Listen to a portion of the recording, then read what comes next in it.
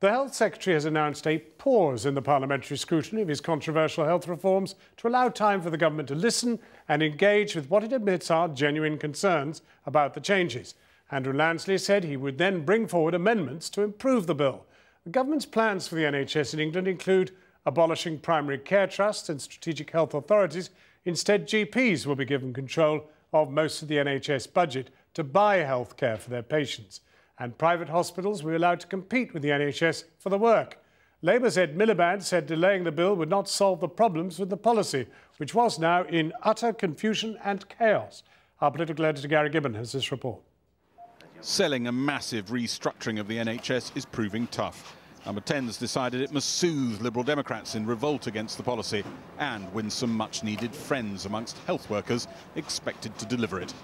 So the government's taken the rare step of announcing it will now consult on the reforms, with the bill already a long way through its parliamentary journey and with some of its changes already being implemented on the ground.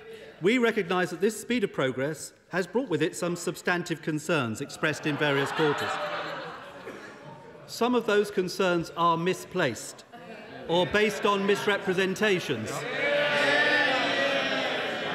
But we recognise that some are genuine. We propose to take the opportunity of a natural break in the passage of the bill to pause, to listen and to engage with all those who want the NHS to succeed.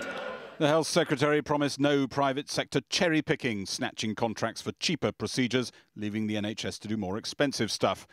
He promised to make groups of GPs more accountable, and he insisted competition for NHS contracts would be on quality, not price.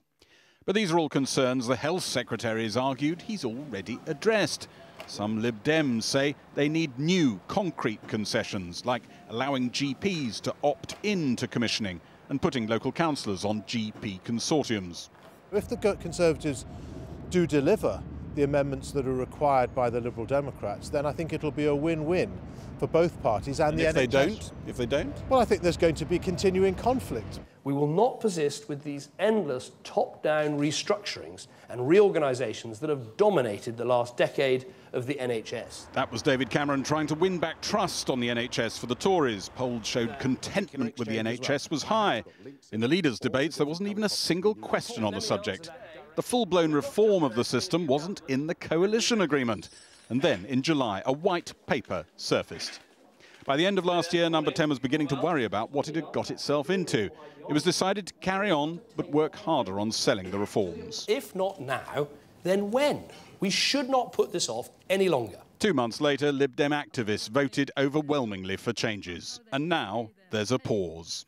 We have contradictory briefings to the newspapers from Tory sources, Treasury sources, Health Department sources, Liberal Democrat sources as well, all blaming each other.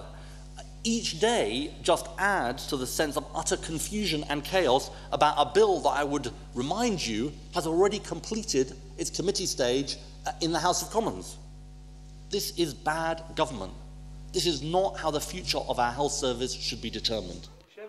The Prime Minister will join Nick Clegg later in the week to launch this pause for thought. The government is still wedded to the NHS reforms and hopes, with relatively small changes, it can bring enough Lib Dem and NHS opinion with it. As so often when politicians launch a listening exercise, there is a selling operation wrapped inside. Gary Gibbon reporting. Well, we did ask for the Health Secretary Andrew Lansley for an interview, but he was unavailable. Cathy Newman's fact-check team has been looking into Mr Miliband's attack on the government's NHS reform plans. You can find out why his claims were somewhat overzealous at channel4.com/factcheck.